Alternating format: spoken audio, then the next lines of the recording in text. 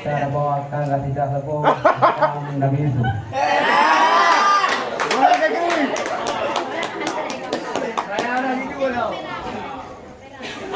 Bip jawab apa?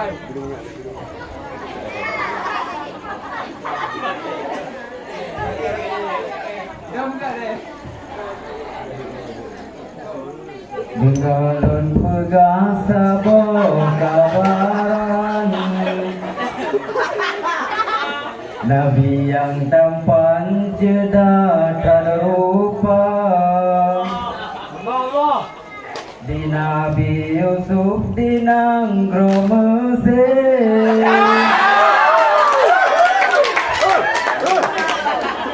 pun tapi dalam penjara Siti Dulekha laki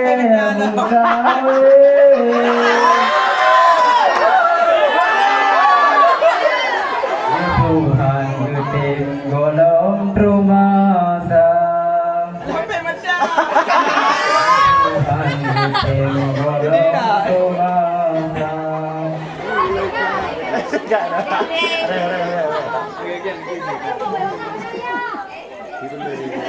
Dinalun tiga sabot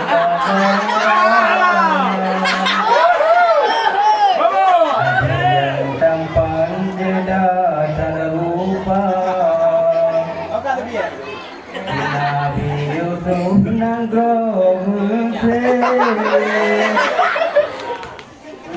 pun sampai dalam penjara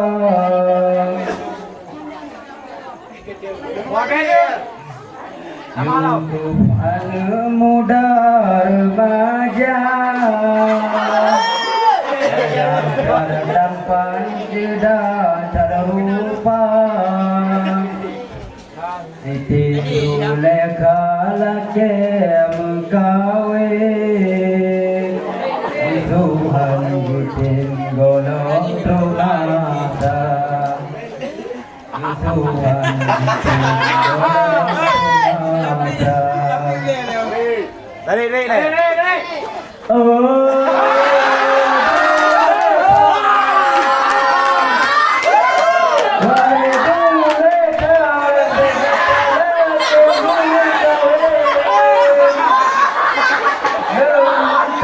Dalam usia muda masa kawin dengan datang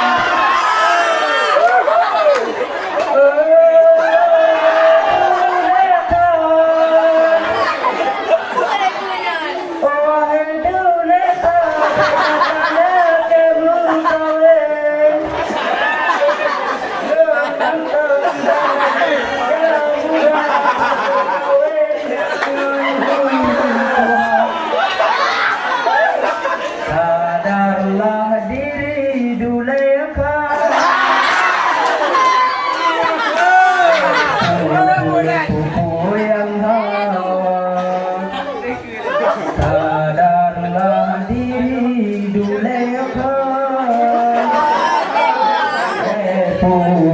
pupur yang hawa Getanya hidup dalam dunia Berkuat iman dalam dada Sampai dalam